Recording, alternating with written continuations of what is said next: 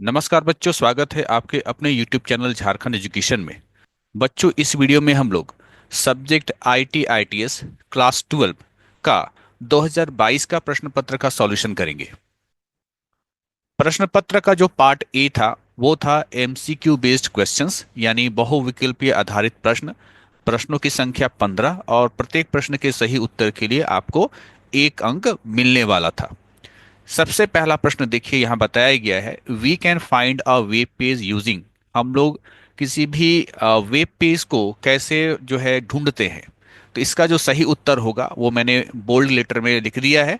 वो होगा आपका यूनिफॉर्म रिसोर्स लोकेटर, जिसको कि हम लोग शॉर्ट में यूआरएल भी बोलते हैं। प्रश्न संख्या 2, you can go to different pages of website by using its. अगर आप किसी वेबसाइट में हैं और उस वेबसाइट से आप किसी अन्य पेज में जाना चाहते हैं तो आप इसमें से किसका इस्तेमाल करेंगे। इसका सही उत्तर होगा ऑप्शन 3, हाइपरलिंक। प्रश्न संख्या 3, the text in the upper margin of the page is called. Page का जो अपर मार्जिन होता है उसमें जो टेक्स्ट लिखा होता है उसे हम क्या कहते हैं। इसका सही उत्तर होगा, उसे हम लोग हेडर कहते हैं। प्रश्न संख्या 4, web pages start with which of the following tags. कोई भी वेब पेज जो है कौन से टैग के साथ शुरू होता है। इसका सही उत्तर होगा HTML टैग। प्रश्न संख्या 5, a collection of web page is called. Web page का कलेक्शन क्या कहलाता है। सही उत्तर होगा वेबसाइट कहलाता है। प्रश्न संख्या 6, HTML स्टैंड्स फॉर। HTML का फुल फॉर्म क्या होता है। इसका सही उत्तर होगा हाइपर टेक्स्ट मार्कअप लैंग्वेज। प्रश्न संख्या 7, the full form of USB is. USB का फुल फॉर्म क्या होता है। तो यूएसबी का फुल फॉर्म होता है यूनिवर्सल सीरियल बस। प्रश्न संख्या 8 है, uh Microsoft window is a. Microsoft window क्या है। सही उत्तर होगा माइक्रोसॉफ्ट विंडो आपका ऑपरेटिंग सिस्टम होता है। प्रश्न संख्या 9, what is the first step in the software development life cycle. Software development life cycle का जो पहला स्टेप होता है वो क्या होता है। सही उत्तर होगा प्रिलिमिनरी इन्वेस्टिगेशन एंड एनालिसिस। प्रश्न संख्या 10, which of the following is involve in the system planning and designing phase of the software development life cycle. इनमें से आपका कौन जो है शामिल होता है सिस्टम प्लानिंग एंड डिजाइनिंग। ठीक है, सिस्टम प्लानिंग और designing phase of the software development life cycle. Software development life cycle के सिस्टम प्लानिंग और डिजाइनिंग में इनमें से कौन शामिल होता है। इसका सही उत्तर होगा ऑल ऑफ दीज। साइजिंग भी होता है, पैरेलल रन भी होता है, स्पेसिफिकेशन फ्रीज भी होता है। प्रश्न संख्या 11, the process of developing a software product using software engineering principles and methods is refer to as. देखिए, ये प्रश्न जो है कई बार आपके जो है PYQ में आ चुका है। शायद मैंने किसी वीडियो में इसका आंसर गलत बता दिया था। ठीक है, इसका सही उत्तर होगा सॉफ्टवेयर इवैल्यूएशन। शायद मैंने किसी वीडियो में सॉफ्टवेयर इंजीनियरिंग बताया था, सॉफ्टवेयर इंजीनियरिंग नहीं होगा, उसका सही उत्तर होगा सॉफ्टवेयर इवैल्यूएशन। इसको याद रखिएगा, सुधार लीजिएगा। प्रश्न संख्या 12 है, the reason for software bugs and failure is due to. Software में किसी प्रकार का जो बग आता है, एरर आता है और सॉफ्टवेयर अगर फेल होता है तो इसका कारण क्या है। इसका उत्तर होगा ऑप्शन 3, बोथ 1 एंड 2। यानी सॉफ्टवेयर डेवलपर्स भी इसके कारण होते हैं और सॉफ्टवेयर कंपनीज भी इसके कारण होती हैं। प्रश्न संख्या 13, what does DFD stand for. DFD का फुल फॉर्म बताना है तो DFD का फुल फॉर्म होता है डेटा फ्लो डायग्राम। प्रश्न संख्या 14, the process of finding and fixing bugs is termed as. Bugs जिसका मतलब एरर होता है, तो एरर को ढूंढना और उसे ठीक करना क्या कहलाता है। डिबगिंग कहलाता है। और अंतिम MCQ, प्रश्न संख्या 15, what is the extension of Python file. Python file का एक्सटेंशन क्या होता है। तो सही उत्तर होगा .py होता है। बच्चों, पार्ट ए के बाद है आपका पार्ट बी। पार्ट बी जो है वो आपका है सब्जेक्टिव बेस्ड क्वेश्चंस। और पार्ट बी में क्वेश्चंस को कुछ सेक्शन में बांटा गया है। सबसे पहले आपका है सेक्शन ए, जो कि है very short answer type question. यहाँ पर दिए गए प्रश्नों में से केवल 4 का ही आपको उत्तर देना है और प्रत्येक प्रश्न के उत्तर के लिए आपको 1 अंक मिलेंगे। तो आपको उत्तर एक शब्द में या एक सेंटेंस में, एक वाक्य में भी आप दे सकते हैं। सबसे पहला प्रश्न है, with which tag does a web page start. Web page कौन से टैग के साथ स्टार्ट होता है, शुरू होता है। तो इसका सही उत्तर होगा web page starts from HTML tag. Question number 2, what is HTTP? HTTP क्या है? HTTP, जिसका फुल फॉर्म होता है hyper text transfer protocol, is a communication protocol. ये एक कम्युनिकेशन प्रोटोकॉल होता है used for transferring data over the web, जिसका इस्तेमाल वेब पर डेटा को ट्रांसफर करने के लिए होता है। इट डिफाइंस हाउ, ये डिफाइन करता है, बतलाता है कि कैसे एक वेब ब्राउज़र और एक सर्वर आपस में कम्युनिकेट करते हैं to request and deliver web pages, images and other resources. देखिए, वेब ब्राउज़र के ज़रिए आप रिक्वेस्ट भेजते हैं और जो सर्वर होता है वो रिक्वेस्ट के आधार पर हम लोगों को वेब पेजेस जो है वो डिलीवर करता है, भेजता है, या इमेजेस भेजता है, या फिर अदर रिसोर्सेज भेजता है।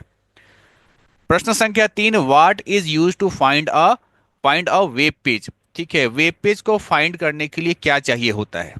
तो कहीं ना कहीं प्रश्न संख्या 1 और प्रश्न संख्या 3 का जो है उत्तर हम लोगों को इसी क्वेश्चन पेपर के MCQ में मिल जाता है। वहां भी इसी तरह से एक सवाल था कि वेब पेज को फाइंड कैसे करें। तो to find the web page we use URL।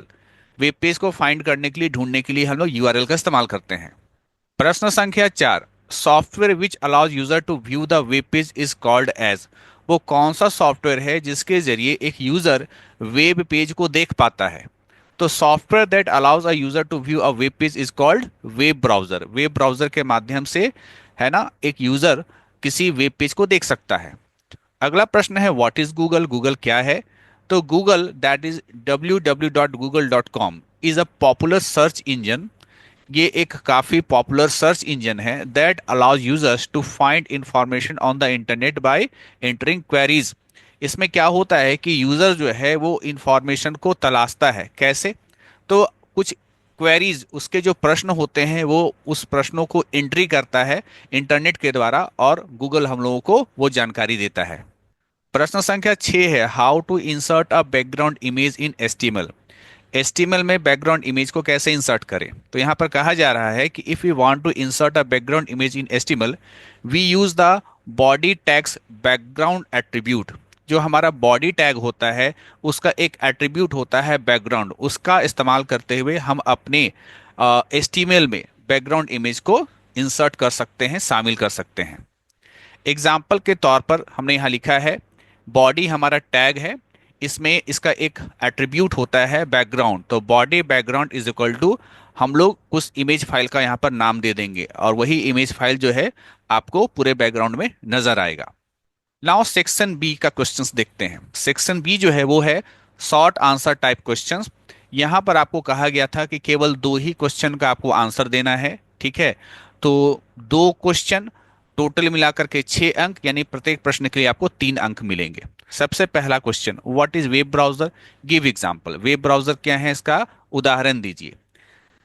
A web browser is a software application used to access and view websites on the internet. Web browser एक सॉफ्टवेयर एप्लीकेशन होता है जिसका इस्तेमाल हम लोग इंटरनेट पर वेबसाइट को एक्सेस और देखने के लिए करते हैं। It retrieves web pages from a server. ये सर्वर से वेब पेजेस को लाता है, रिट्रीव करता है, लाता है या निकालता है, and display them on users device, और यूज़र के डिवाइस यानी यूज़र के मोबाइल पर या यूज़र के कंप्यूटर पर डिस्प्ले करता है। Examples of some web browsers are Google Chrome, Mozilla Firefox, Microsoft Edge, Apple Safari, Opera. Question number 8, find output. आपको आउटपुट बताना है। यहाँ पर ये पैराग्राफ टैग है ना, इसके अंदर लिखा हुआ फर्स्ट HTML, तो प्रिंट करेगा स्क्रीन पर first HTML।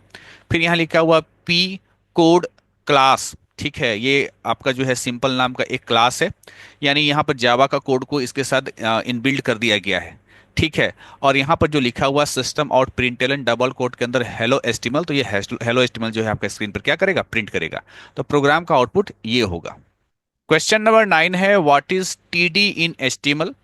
Actually TD tag के बारे में पूछ रहा है कि HTML में TD टैग क्या होते हैं, how do we use it, इसका इस्तेमाल हम लोग कैसे करते हैं। TD in HTML stands for table data. HTML में TD टैग का मतलब होता है table data, and is use to define a cell in a table, जिसका इस्तेमाल हम लोग टेबल के सेल को डिफाइन करने के लिए करते हैं।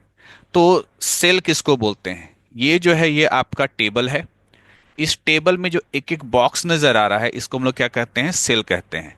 तो सेल को डिफाइन करने के लिए हम लोग टीडी टैग का इस्तेमाल करते हैं। It is always use inside a TR tag. इसको हमेशा हम लोग टीआर टैग के अंदर ही लिखते हैं। टीआर मतलब टेबल रो। तो एग्जाम्पल के तौर पर हम लोगों ने यहाँ पर एक कोड लिखा है। सबसे पहले हम लोग टेबल टैग लिख रहे हैं। टेबल बॉर्डर वन, एक टेबल बनेगा जिसका बॉर्डर का विड्थ 1 रहेगा। फिर टी आर, और यहाँ पर टी आर क्लोज। तो टी आर के अंदर हमारा एक टी डी है ना, और ये हमारा एक दूसरा टी डी है। फिर दूसरा टेबल रो, ठीक है। और यहाँ पर ओपनिंग के बाद यहाँ क्लोजिंग है, इसके अंदर भी 2 टी डी है। कहने का मतलब है कि हमारे पास टी आर 2 है, ठीक है। ये पहला वाला टी आर है, और फिर एक और रो, ठीक।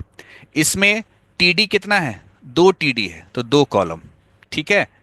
तो इस प्रकार से आपका जो है यहाँ पर टेबल बनेगा अगर हम लोग इस कोड को लिखेंगे तो, और आखिरी में टेबल टैग हमारा बंद होगा। Question number 10, write down the syntax for HTML. HTML का सिंटेक्स लिखिए। The basic syntax for HTML document is, सबसे पहले हम लोग लिखते हैं डॉक टाइप एचटीएमएल, फिर एचटीएमएल टैग, फिर हेड, फिर टाइटल शुरू होगा। फिर यहाँ पर जो है टाइटल लिखिए, कुछ भी लिख सकते हैं, कोई भी कुछ भी नाम वगैरह लिख सकते हैं। फिर टाइटल बंद, और फिर हेड बंद। तो देखिए याद रखिएगा, हेड खुलता है और हेड बंद होता है। अब आपका बॉडी ओपन होगा, बॉडी ओपन होगा। फिर हमने यहाँ पर लिखा H1, यानी ये हेडिंग होता है, वेलकम टू HTML। फिर पैराग्राफ टैग है यहाँ पर, दिस इज ए पैराग्राफ। फिर बॉडी आपका यहाँ पर क्या हुआ, बंद हुआ, ये ओपनिंग टैग और ये क्लोजिंग टैग। फिर लास्ट में HTML बंद। अब यहाँ पर कुछ एक्सप्लानेशन है इस कोड को लेकर के। पहला जो आपका टैग था डॉक टाइप एचटीएमएल, ये डिक्लेयर करता है कि जो आप यहाँ पर एचटीएमएल इस्तेमाल कर रहे हैं वो उसका वर्जन क्या है, 5 है। एचटीएमएल ये आपका टैग है, ये आपका रूट एलिमेंट होता है ना, एचटीएमएल पेज का, ठीक है। ये टैग लिखना ही होगा अगर आप जो है कोई एचटीएमएल पेज बना रहे हैं तो। अगला है head, contains Meta information and the page title. ये आपका पेज का जो मेटा इन्फॉर्मेशन होता है, जो पेज का टाइटल होता है, उसको हम लोग इसके अंदर रखते हैं। अगला है title, sets the title of the web page. ये वेब पेज का टाइटल्स को अपने अंदर रखता है, जो कि आपको वेब ब्राउजर के टैब पर दिखलाई देगा। फिर अगला है body, contains the visible content of the web page. Web page पे जो भी चीज़ें दिखेंगी वो आपको बॉडी के अंदर लिखना होता है। H1 ये हेडिंग को डिफाइन करता है, और P ये पैराग्राफ को डिफाइन करता है। नाउ अब हम लोग बात करते हैं section C. Section C long answer type question. Section C में केवल आपको एक प्रश्न का ही उत्तर देना है, ठीक है। आपको विकल्प में एक से ज्यादा प्रश्न पूछे जाते हैं, लेकिन उत्तर आपको केवल एक का देना है। तो प्रश्न संख्या 11 है, what is hyperlink, why is it important to recalculate hyperlinks. यहाँ पर कह रहा है कि हाइपरलिंक क्या है और हाइपरलिंक को रिकैलकुलेट करना क्यों महत्वपूर्ण है, क्यों इसको रिकैलकुलेट करते हैं। सबसे पहले जानिए, अ हाइपरलिंक या simply link is an element in web page. Web page में एक एलिमेंट होता है आपका hyperlink, that when clicked navigates to another web page. जब आप उस हाइपरलिंक पे क्लिक करते हैं तो आप नेविगेट हो जाते हैं, यानी आप किसी दूसरे वेब पेज में चले जाते हैं, या किसी दूसरे सेक्शन में चले जाएंगे, या किसी दूसरे रिसोर्सेज में चले जाएंगे। It is created using the A anchor tag in HTML. तो हाइपरलिंक को जो है बनाने के लिए आप जो है ये जो एंकर टैग है इसका इस्तेमाल करते हैं। Example of hyperlink in HTML कैसे लिखते हैं, यहाँ पर ए रेफ, यहाँ पर हमने यहाँ पर लिंक लिखा, ठीक है।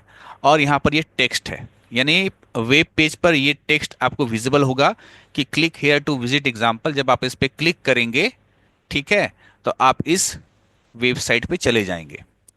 अगला बताया जा रहा है कि इंपॉर्टेंट टू रिकैलकुलेट, है ना, रिकैलकुलेट हाइपरलिंक्स। हाइपरलिंक को रिकैलकुलेट क्यों करना जरूरी होता है, तो पहला कहता है इंश्योर्स वैलिडिटी, है ना। वैलिडिटी हम लोग इंश्योर करते हैं कि वैलिड है कि भी नहीं है।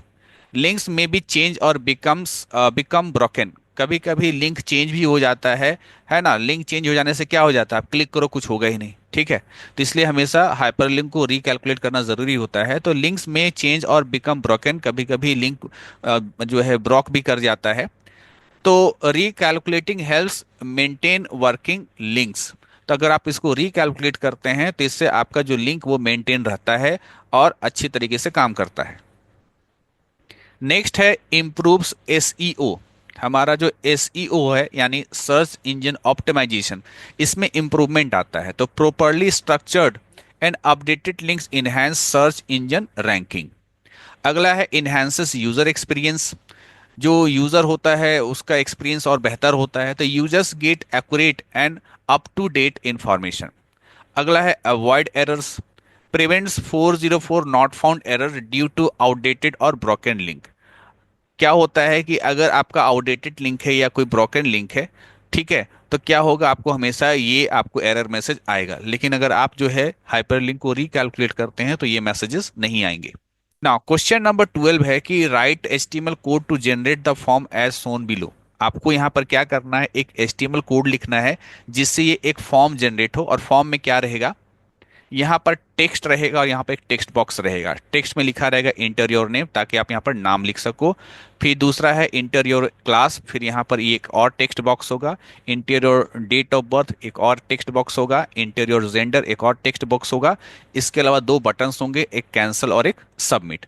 तो इसका कोड हमने यहाँ पर लिखा है। सबसे पहले एचटीएमएल, फिर एचटीएमएल के अंदर आपका हेड होता है, हेड के अंदर आपका क्या होता है, टाइटल होता है। फिर बॉडी में आइए, बॉडी में हम लोग का जो है फॉर्म टैग ये खुलेगा। पहले हम लोग टेक्स्ट लिखेंगे इंटर योर नेम, ठीक है। उसके बाद टेक्स्ट बॉक्स के लिए हम लोग लिखते हैं इनपुट टाइप टेक्स्ट। फिर उस टेक्स्ट बॉक्स का जो नाम होगा वो एस नेम होगा, ठीक है। फिर बी आर मतलब न्यू लाइन में चले जाइए। फिर अगली लाइन में ये प्रिंट करवाइए इंटर योर क्लास। अगेन यहाँ पर जो बॉक्स होगा टेक्स्ट बॉक्स होगा, तो input type text name S class, उस टेक्स्ट बॉक्स का नाम हम एस क्लास रखेंगे। बी आर से न्यू लाइन में चले जाएंगे एंड सो ऑन। इसी तरीके से इंटर और डेट ऑफ बर्थ, यहाँ पर इनपुट टाइप हम लोग यहाँ पर डेट लेके चल रहे हैं क्योंकि यहाँ पर डेट भरा जाएगा, ठीक है। और इस बॉक्स का नाम हम लोग डीओबी रखेंगे, ठीक है। फिर break, interior gender, input type text name gender break, और input type submit. Input type submit क्योंकि हम सबमिट बटन बना रहे हैं और उसका नाम क्या रहेगा, सबमिट रहेगा। और यहाँ पर रहेगा इनपुट टाइप रीसेट, ठीक है, जिसका नाम यहाँ पर क्या रखेंगे हम लोग, कैंसल रखेंगे, ठीक। एंड आखिरी आपका फॉर्म बंद होगा, फिर आपका बॉडी बंद होगा, फिर आपका एस्टिमल बंद होगा। तो बच्चों ये था 2022 का प्रश्न पत्र सब्जेक्ट आईटी आईटीएस क्लास 12। इसका सॉल्यूशन आपको jhar.edu.in की वेबसाइट पे मिल जाएगा। आप इसके डाउनलोड सेक्शन में चले जाइएगा, वहाँ पर जो है आईटी आईटीएस का 3 साल का प्रश्न पत्र का पूरा सॉल्यूशन मिलेगा। आपका जो ओरिजिनल प्रश्न पत्र है उसी का ये सॉल्यूशन है, ठीक है। तो बच्चों आपको बस यही कहूँगा कि आईटी आईटीएस में जो क्वेश्चंस जो होते हैं वो रिपीट होते हैं। इसलिए एटलीस्ट अगर आप केवल 3 साल का क्वेश्चंस देख करके जाते हैं 2024, 2023, 2022, तो आपका एग्जाम बहुत अच्छा जाएगा। मिलते हैं नेक्स्ट वीडियो में, तब तक के लिए थैंक यू।